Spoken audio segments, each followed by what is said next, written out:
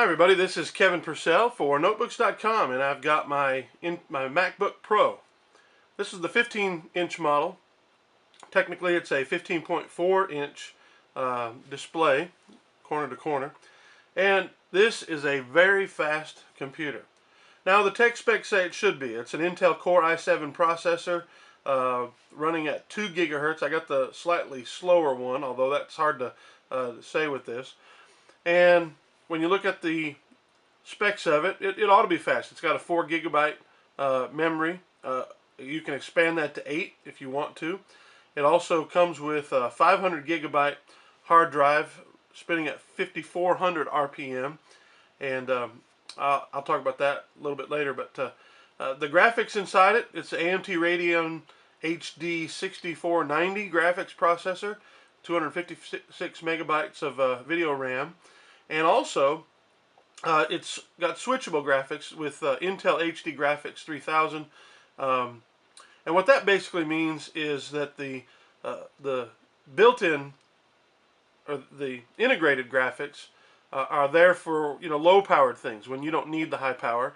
But when you're playing a game or you're running doing some video editing, something like that, then you've got the Radeon graphics that can kick in and give you that extra power if you need it.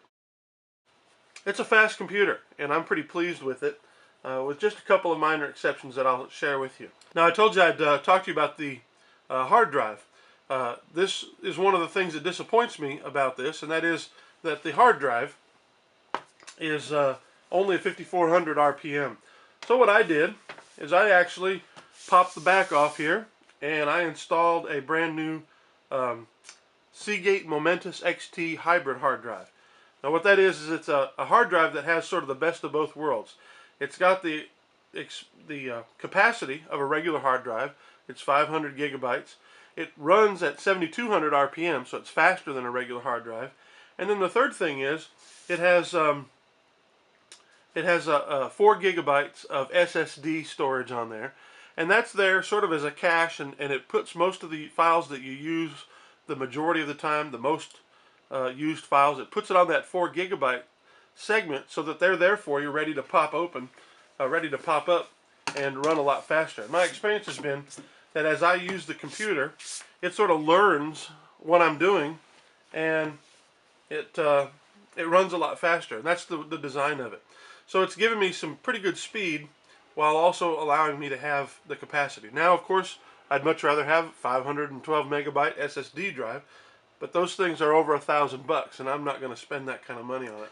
Now, one thing that upgrade did do is it did affect my battery life just a little bit. I did a test before I put the hard drive in. The very beginning test, the very first test I did, I only got about 3.5 hours of battery life. Now, I wanted to test it. I wanted to really work it, so I cranked it up. I got, as you can see, I've got the display brightness all the way up, and I also just really worked this thing hard.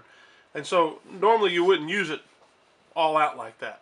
So for going all out, sort of putting the pedal to the metal, so to speak, I got pretty good battery life.